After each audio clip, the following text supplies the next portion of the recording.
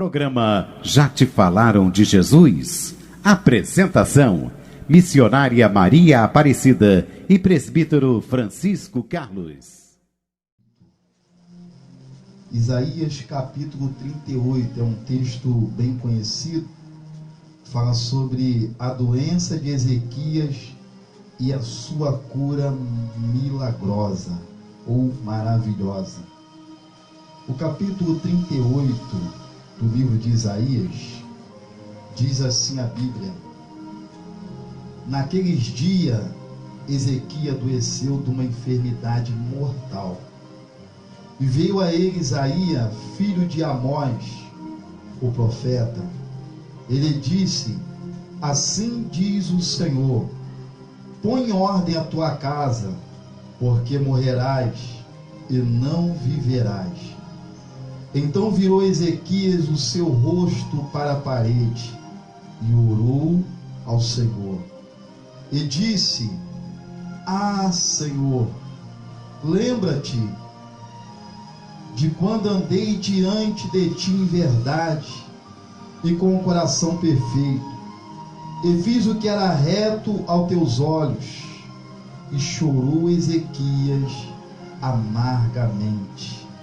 Então veio a palavra do Senhor a Isaías dizendo: vai e diz a Ezequias: assim te diz o Senhor, o Deus de Davi teu pai, eu ouvi a tua oração e vi a tua lágrima. Eis que te acrescentarei aos teus dias 15 anos, e vou te livrar da mão do rei da Síria. A ti e essa cidade eu defenderei. Amém, irmão? Glória a Deus. Somente aqui, que Deus possa estar falando melhor no teu coração. Convido você a abrir o teu coração nesse momento, em poucas palavras e simples palavras também. Eu queria compartilhar algo com você aqui nessa noite. A Bíblia está contando a experiência de um homem chamado Ezequias. Uma experiência que esse homem passou, uma experiência sobrenatural. A Bíblia está dizendo que esse homem estava doente, e a sua doença era muito grave. Mas antes que eu comece a falar um pouquinho da doença do rei Ezequias, eu queria te atualizar no contexto dessa palavra. Quem era Ezequias? Ezequias era o rei de Judá. Nessa época Israel estava dividido. Já tinha a nação do norte e a nação do sul. A nação do norte era constituída por 10 tribos, e a nação do sul era constituída por 2 tribos, que era Benjamim e Judá. E Ezequias era o rei de Judá. Ele reinava em Jerusalém. Haja visto que Jerusalém era a capital de Judá e Samaria era a capital de Israel. Então a Bíblia diz que nesse tempo aqui, esse homem reinava sobre Israel. Ezequias era um homem temente a Deus. Se você ler, procurar estudar um pouquinho a história do rei Ezequias, você vai ver que ele restaurou os cultos em Israel. Esse homem limpou o templo, voltou a cultuar o nome do Todo-Poderoso. Ele era um homem justo, era da linhagem de Davi. Mas o tempo foi passando e por algum motivo esse homem parou de fazer aquilo que ele fazia na presença de Deus. E haja visto que na história de Israel, toda vez que o povo se apartava de Deus, o perigo chegava, o problema vinha. E agora Ezequias está passando por 2 problemas. O primeiro problema é que o rei da Síria quer invadir Judá, quer invadir Jerusalém. O segundo problema é que esse homem agora está doente. Ele está acamado, está em cima de um leito. E a Bíblia diz, aleluia, que esse homem, a sua doença era grave. Eu fico imaginando que ele tentou tratar a sua doença de várias formas, mas não parecia que não tinha jeito para aquela doença.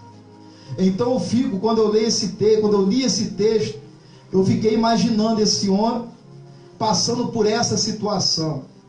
Primeiro, o rei da Síria queria invadir Jerusalém. E se você depois procurar ler alguns capítulos anteriores, você vai perceber que o rei da Síria era um rei que não tinha misericórdia. A Síria era o império predominante naquela época. A Síria já tinha invadido Israel e já tinha levado muitos em cativo. Então agora imagina comigo Ezequias pensando como é que eu vou me defender do império da Síria. Quem é que vai nos ajudar a lutar contra esse império? Esse homem tem um grande problema. Ele está recebendo notícias e a notícia não é boa. Esse homem está recebendo algumas notícias porque o rei da Síria constantemente mandava mensagem dizendo: eu vou invadir Jerusalém, eu vou entrar aí, eu vou destruir tudo, eu vou entrar aí e nada vai me impedir. Imagina esse homem recebendo essas notícias ruins. Irmão, o problema desse homem parece um problema contemporâneo ao nosso, porque o que nós estamos recebendo de notícia ruim, irmão, não dá nem para contar. Você liga o jornal e a notícia ruim, quer dizer, você liga a televisão e os jornais começam a dizer notícia ruim. Você liga o rádio, notícia ruim. Você entra nas redes sociais e vem mais notícia ruim. E toda hora você ouve que vai haver mais morte, vai acontecer mais isso, vai acontecer mais aquilo. É o mesmo problema que Ezequias estava vivendo. A notícia bombardeava dizendo: meu rei, a Síria vai chegar, ela vai invadir, ela vai destruir tudo. Imagina o coração desse rei. Como não só se bastasse, agora esse homem fica doente e cai sobre uma cama. O interessante é que agora esse homem está sentenciado à morte, porque a sua doença não tem cura. Então ele tem um problema que é externo e um problema interno. A ameaça vem dos dois lados, porque se ele escapa da mão do rei da Síria, a doença matava ele. E se ele foge da doença, a Síria matava ele. O que é que esse homem poderia fazer?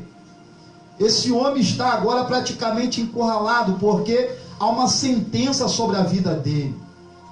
Meu irmão, a Bíblia diz que o profeta Isaías recebe uma notícia do céu. E eu fico imaginando o rei Ezequias deitado no seu leito, no seu palácio, e alguém anunciando: meu rei, o profeta Isaías está aí fora e veio visitar o Senhor. Né? Quem não quer receber a visita de um profeta, irmão? Eu fico imaginando o coração do rei feliz, porque um homem de Deus veio visitar ele. Mas só que quando Isaías entra, Isaías vai dizer aquilo que Deus colocou no seu coração, aquilo que Deus o revelou. E Isaías olha e diz: meu rei, assim diz o Senhor Deus do teu pai Davi, coloca a tua casa em ordem, organiza a tua vida, porque dessa doença tu não escapará. Há uma sentença de morte sobre a tua vida. Do jeito que você chegou nesse leito, você não sairá mais daí. Aleluia. Que palavra dura, irmão. Eu fico imaginando o rei olhando, esperando Isaías dizer mais alguma coisa. Isaías, o Senhor disse mais alguma coisa? Não, essa é a palavra. Olha a sentença de morte sobre a vida do rei Ezequias. A Bíblia diz que Isaías vira as costas e vai embora. E algo me chama a atenção dentro do texto que nós lemos agora, porque esse homem não questiona a palavra, ele não duvida da palavra. A Bíblia diz que ele vira para a parede e começa a orar. Ele ora de uma forma talvez que ele nunca orou na vida, irmão. Porque eu acredito nisso, que esse homem, quando estava doente, ele já estava orando. Mas a partir do momento que ele recebe essa notícia, que Deus não vai intervir nesse processo, a partir do momento que ele recebe a notícia que Deus vai permitir que a morte ceife a vida dele, esse homem agora vai orar de outra forma. ele começa a buscar a Deus. Ele começa a dizer: Deus, lembra quando eu era reto diante de ti? Lembra quando eu fazia justiça? Quando eu andava em retidão nos teus caminhos? Ó Senhor, livra a minha alma desse mal. E a Bíblia diz que ele olha para a parede e ele chora. Mas o choro dele é um choro amargo, porque tem uma sentença sobre a vida dele. Talvez tu não está entendendo o que eu estou tentando ministrar aqui nessa noite, evangelista. O que é que o Senhor quer me dizer? Eu não sei como está a tua vida, a tua casa, a tua família, mas as notícias mal estão chegando. Está vindo notícia que parece uma sentença de morte. Há perigo para o lado de fora, mas também há perigo para o lado de dentro. Aleluia, nós estamos passando num momento caótico. Nós estamos atravessando uma situação muito difícil. O governo já decretou quarentena, a gente está preso dentro da nossa casa. Parece que tem perigo do lado de fora e parece que tem perigo também do lado de dentro. Há uma sentença de morte. Talvez o nosso inimigo invisível, essa doença que está rodeando, talvez quer levar uma sentença para a tua casa. Parece até que eu ouço o inimigo dizendo: eu vou entrar, eu vou destruir, eu vou ceifar. Parece que o nosso inimigo está trazendo uma sentença de morte. Mas ao mesmo tempo, do lado de dentro, tem alguém que está enfermo. E essa enfermidade não é no corpo. Tem pessoas que estão enfermo na alma, meu irmão. Tem pessoas que estão com a mente doente, de tanto ouvir notícia ruim, coisa que vem para abalar, desestruturar. Parece que nós estamos sendo alvejados. E quando eu vejo esse texto, esse homem em cima de uma cama, clamando por socorro, ainda que a palavra veio dizendo: tu vai morrer. Ainda que a palavra veio do céu dizendo: eu não vou interferir nesse processo. Ezequias chora e ora ao mesmo tempo. Quando eu entendo que esse homem está chorando, eu entendo que a oração dele é uma oração consciente. Porque a lágrima, ela nos faz ter consciência. Ninguém chora por acaso. Ninguém chora porque está com vontade de chorar. A gente chora porque a gente é impactado pela nossa realidade. A realidade desse homem estava o levando a um desespero. Mas só que ele entende que maior do que a Síria, maior do que a doença dele, é o Todo-Poderoso. Nunca se falou de oração como nos dias de hoje. Eu estou vendo o ímpio falando de oração. Eu ligo a minha televisão e vejo pessoas na janela dos apartamentos orando. Eu vejo pessoas convocando as outras: vamos orar, vamos buscar em oração. Mas quando eu vejo a vida desse homem, irmão, eu fico imaginando: será que Deus ouve qualquer oração? Será que Deus vai atender qualquer oração? Eu digo para você, meu irmão, a oração tem que ter propósito. A oração tem que ter foco, tem que ter objetivo. Na epístola segundo a Tiago, capítulo de número 4, ele vai dizer: pedi, pedi e nada recebeis, porque pediu mal. Tiago está nos ensinando que a nossa oração tem que ter propósito. Aleluia, meu Deus. Não dá para orar de qualquer maneira. Ezequias já vinha orando, mas nada aconteceu. Mas no momento que Ezequias ora com consciência, no momento que ele se humilha na presença de Deus, a Bíblia agora vai dizer que Deus de novo grita no ouvido de Isaías, dizendo: Isaías, volta lá, diga para o rei Ezequias que agora eu ouvi a oração dele. Aleluia. E tem mais, eu vi as lágrimas dele. Diga para ele que eu vou curar ele. E diga mais, diga que eu vou livrar ele e essa cidade da mão da Síria. Eu defenderei essa cidade. Meu irmão, se eu fosse você, glorificava o nome do Todo-Poderoso nessa noite. Sabe por quê, irmão? Ele tem poder para quebrar essa sentença hoje. Não importa qual é o decreto sobre a tua vida, não importa o que foi decretado na tua vida financeira, nos teus negócios, na tua empresa, no teu colégio, na tua faculdade, não importa qual foi o decreto que foi liberado, Deus vai quebrar decreto hoje, através da oração. Se você crê, meu irmão, diga em nome de Jesus: eu tomo posse, eu tomo posse, eu acredito. Aleluia, meu Deus. Esse homem está recorrendo a Deus, irmão. Ele começa a buscar a Deus numa intensidade tão grande, que a lágrima desce. A Bíblia diz que o choro dele era amargo. Meu irmão, Deus está nos convocando para a oração. Eu sinto que cada dia mais a nação está de joelho, mas não dá para orar, irmão. Não tem como enganar a Deus. Deus conhece o nosso coração. Deus sabe que tem pessoas que estão orando somente por medo, mas o medo acaba. O medo vai ter uma hora que vai embora. E será que você vai continuar na oração? Será que você vai continuar no lugar da oração? Meu irmão, há perigo. Estamos cercados por um perigo. E o pior, que a gente não sabe nem como se defender desse perigo. Meu irmão, posso trazer uma palavra para a tua vida agora? Volta para os caminhos do Senhor. O que Deus quer é que você faça um diagnóstico da tua vida. Olha o que Ezequias vai dizer: Senhor, lembra quando eu era, lembra quando eu era, porque não é mais. Talvez você não está mais servindo a Deus como você servia. Talvez você não acredita mais como você acreditava. Talvez no percurso da tua caminhada algo aconteceu, que você agora está andando desacreditado de muita coisa.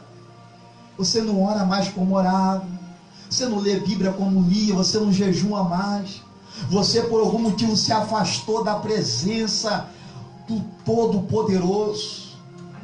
Talvez você não tenha mais prazer na caminhada com Deus. Faça um diagnóstico da tua vida. Faça igual esse homem. A Bíblia diz, irmão, que Deus ouviu a oração dele, viu a lágrima dele. Chega de correr perigo, irmão. Do jeito que você está, chega de correr perigo. Comece a examinar a tua vida. Olha a palavra que Isaías vai dizer para o rei: coloca a tua casa em ordem, organiza a tua vida. Não dá para viver desorganizado, meu irmão. Não dá para lembrar de Deus uma vez ou outra. Não dá para lembrar de Deus só no momento de perigo, não. Organiza a tua vida, irmão. Começa a arrumar o teu coração. Começa a se organizar. Hoje é a noite de salvação, meu irmão. Glória a Deus. Talvez você está dizendo: evangelista, eu estou caído, mas eu não tenho ajuda. Talvez o pastor não foi te visitar, talvez ninguém te ligou, talvez ninguém mandou uma mensagem, talvez ninguém te procurou, meu irmão. Ouça a palavra nessa noite. Ezequias não saiu e foi para o templo orar. Ezequias orou na sua cama, virado para a parede, as lágrimas descendo. Ninguém estava vendo esse homem orar. Ninguém percebeu a lágrima desse homem. Mas o Deus que está no céu, Ele ouviu a oração e viu a lágrima desse homem. Irmão, Jesus sempre nos ensinou. Uma vez Jesus disse para os apóstolos: olha, quando vocês for orar, não faça igual os fariseus, não. Esses homens gostam de orar em público. Esses homens adoram orar no meio da praça. Esses homens gostam de chamar a atenção para ver, para as pessoas olhar e ver que eles estão orando, mas não faça isso. Quando vocês for orar, entra no teu quarto, fecha a porta do teu quarto, levanta um altar dentro do teu quarto, busca a Deus em oração, ora secretamente, meu irmão, permaneça no lugar de oração. Meu irmão, Deus ouve oração. A Bíblia diz que Jeremias estava preso, estava dentro de um cárcere. A Bíblia diz que de repente Deus visita Jeremias dentro daquela prisão. E eu fico imaginando Jeremias percebendo a presença de Deus. Talvez Jeremias imaginou: Deus vai me tirar dessa prisão, Deus vai abrir a porta da prisão. Sabe o que Deus falou para Jeremias? Jeremias, ora mais. Clama, Jeremias. Clama a mim, que eu vou te responder coisas grandes e firmes que tu não conheces. Aleluia, meu Deus. Irmãos, o que Jeremias mais estava fazendo era orar. Mas às vezes a gente ora e pensa que está bom, oramos do nosso jeito. E muitas das vezes nossa oração é uma oração egoísta. Oramos só por nós, só pela nossa casa, só pela nossa família. Aprenda a ser um intercessor, irmão. A bênção não é ter, a bênção é ser. A bênção não pode parar em você. Quer ver Deus abençoar a tua vida? Começa a orar pela vida do teu vizinho. Começa a orar pela vida do teu patrão, dos companheiros de trabalho. Começa a orar pela tua parentela. Começa a orar por alguém que você nem conhece, mas alguém que você viu, alguém que você lembra. Quem dera, irmão, que a gente levantasse de manhã e dissesse: Deus, coloca o nome de alguém na minha mente, para que eu possa tirar pelo menos 10 minutos, 5 minutos, 4 minutos de oração pela vida dele. Aleluia, meu Deus. É tempo de orar, irmão. Glória a Deus. 2 Crônica, capítulo 7, versículo 14 em diante. Deus disse para Salomão: Salomão, eu escolhi esse lugar. O meu nome estará sobre esse lugar. Meus ouvidos estarão atentos a vossas orações, e meus olhos estarão firmes sobre esse lugar. E há de ser, Salomão, se eu fechar o céu que não caia chuva, se eu enviar o gafanhoto para que consuma a terra, e se eu enviar a peste entre o meu povo, mas se o meu povo, que se chama pelo meu nome, orar, se converter dos seus maus caminhos e se humilhar, então eu ouvirei do céu, perdoarei os vossos pecados e sararei a vossa terra. Glória a Deus. Percebeu o conteúdo desse texto, irmão? Deus dizendo: se eu enviar o gafanhoto. O que é que o gafanhoto faz, irmão? Gafanhoto consome lavoura, colheita. Gafanhoto está muito ligado a algo financeiro, a vida social.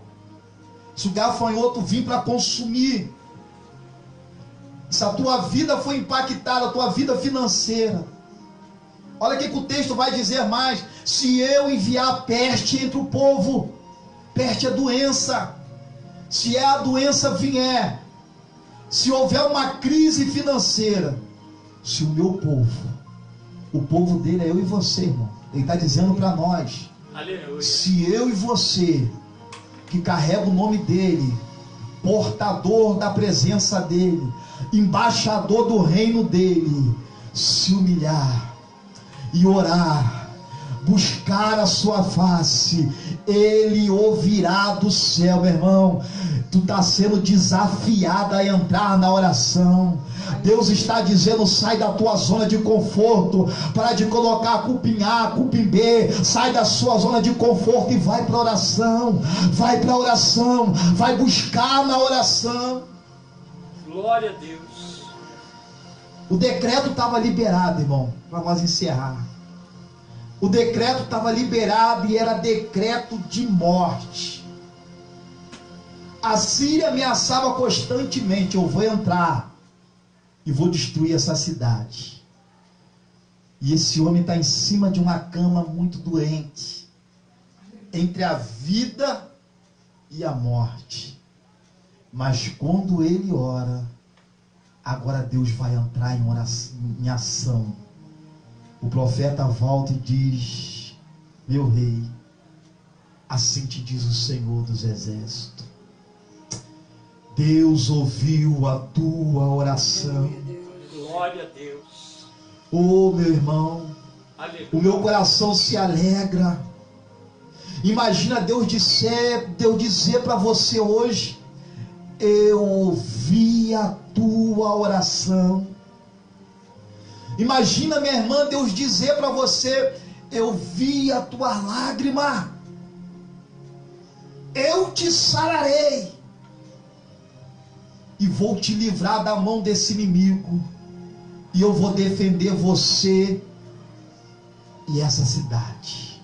Glória a Deus. A palavra que eu trago para você nessa noite: se você crer no poder da oração, se você permanecer no lugar da oração, Deus vai livrar você e a tua casa desse mal. Não importa a sentença que está vindo aí, Deus vai livrar você e a tua casa. Deus deu um livramento a uma nação, porque um homem chorou amargamente. Olha a nossa responsabilidade, meu irmão. Aleluia. Não para de orar pela tua casa, pela tua família. Aleluia, Deus. A oração é a nossa saída, irmão. Sim, meu Deus. Nós precisamos voltar para o lugar da oração. A gente orava muito dentro do templo e orava pouco em casa. Alguns nem oravam em casa. Eu fico imaginando Deus olhando para a casa de alguns, e Deus olhando e vendo teu filho olhando para você de joelho, como nunca olhou. Deus olhando e vendo a tua filha olhando para você, minha irmã, vendo você clamando com o joelho dobrado no teu quarto. Meu irmão, essa nação está sendo sacudida. Não só a nação, a crise é mundial, meu irmão. As pessoas estão desesperadas. Tem gente com crise de pânico. Tem gente, irmão, entrando em depressão. Tem gente preocupado, já dormindo só à base de remédio. Tem pessoas, meu irmão, que tá com seus nervos à flor da pele. Antes de vir para cá, eu estava vendo um jornal e estava dizendo que algumas coisas, como a violência doméstica, está aumentando dentro dos lares. Porque nessa quarentena, algumas pessoas estão se autodescobrindo, irmão. Ou muita gente é uma coisa dentro de casa e outra coisa fora de casa. Só que agora, preso dentro de casa, você tem que ser você mesmo. A minha pergunta para você é: como você está diante de Deus? Organiza a tua vida, coloca a tua casa em ordem. É o momento de se organizar na presença de Deus. Aleluia, meu Deus. Esse céu vai se rasgar, irmão. O Filho de Deus vai arrebatar a igreja. Você que está afastado do caminho do Senhor, você conhece a palavra. A tua vida está correndo risco. A tua vida está correndo perigo aí fora. Pelo amor de Deus, volta para o caminho do Senhor. É tempo de colocar a casa em ordem. Aleluia, meu Deus. Alabaraçanda. Sim, meu Pai. Meu Deus, eu estou todo arrepiado aqui, irmão. Eu estou sentindo a presença do Espírito Santo aqui. Essa palavra é para você, para mim. É para você que Deus está falando nessa noite. Volta, volta. Organiza a tua vida, organiza a tua mente. De uma fonte não pode jorrar 2 tipos de água. Glória a Deus. Deus não quer que você seja um frequentador de templo. Vai no templo, mas não tem intimidade com o Deus do templo. Deus não quer que você seja apenas um esquenta-banco, não. Deus tem algo na tua vida. Deus quer te levantar como homem de oração, mulher de oração. Começa a fazer a tua parte intercessória. Se envolve na oração. Organiza a tua vida, irmão. Glória a Deus. Sabe por que tem muita gente desesperada, preso dentro de casa? Está desorganizado aqui dentro. Aleluia, meu Deus. Está desacreditado da família. Está decepcionado. Está frustrado dentro da sua casa. É porque está desorganizado. Começa a organizar. Começa a colocar a tua casa em ordem. Está vindo uma mensagem do céu para a tua vida. Não se importa com a mensagem que vem da Síria. Não importa com as má notícias que vem de fora. Organiza para que haja cura dentro. Aleluia, meu Deus. Aleluia. Glória a Deus. O tempo já foi, irmão. Eu não posso ser mais claro do que eu fui aqui nessa noite. Talvez não é a mensagem que você queria ouvir, mas entenda uma coisa: Deus está te chamando, Deus está te convocando a voltar para o lugar da oração. É momento de colocar a casa em ordem. É momento de ver aquilo que está fora do seu lugar, colocar no seu devido lugar. Não dá para viver mais de aparência. Não dá para mostrar para os outros que está tudo bem, enquanto tem algo morrendo dentro da tua casa. Enquanto a tua família está doente, não dá. Deus quer trazer cura para a tua casa, para a tua vida e para a tua família. Aleluia, meu Deus. Organiza. Se organiza nessa noite. Vê o que é prioritário na tua vida. Qual é o lugar que Deus está posicionado na tua vida? Deus está em primeiro lugar ou Deus está em último lugar? Qual é o lugar que Deus está ocupando na tua casa, na tua família, nos teus projetos, na tua meta, meu irmão? Aonde Deus está? Se organize. Coloca Deus em primeiro lugar. O meu desejo é que Deus seja a prioridade da tua vida. O meu pedido nessa noite é que Deus se assente no lugar de honra na tua casa. Que Deus seja o pilar da tua família. Meu amado, que Deus abençoe a tua vida em Cristo Jesus. Que Deus possa abençoar a tua casa, a tua família. Que você possa ser um intercessor como Abraão. Sodoma e Gomorra ia ser destruído. Ló estava lá em Sodoma e Gomorra. Ló não ligou para Abraão pedindo oração, não mandou mensagem. Mas como Abraão era um homem intercessor, ele disse: Deus, se tiver 10 justos lá, só vai destruir essa cidade? Não, Abraão, fica tranquilo, se tiver 10 justos, a cidade não é destruída. Mas se por acaso tivesse 5 justos, tu vai destruir? E o anjo disse: Abraão, fique em paz, porque teu sobrinho Ló vai ser preservado. Aí Abraão se alegrou. Ele era um homem de intercessão. A responsabilidade de interceder por essa nação, por esse estado, por essa cidade, pelo teu bairro, pela tua servidão, pela tua casa, pela tua família, a tua parentela, é sua. Faz a tua parte, se organiza e seja um intercessor. Amém?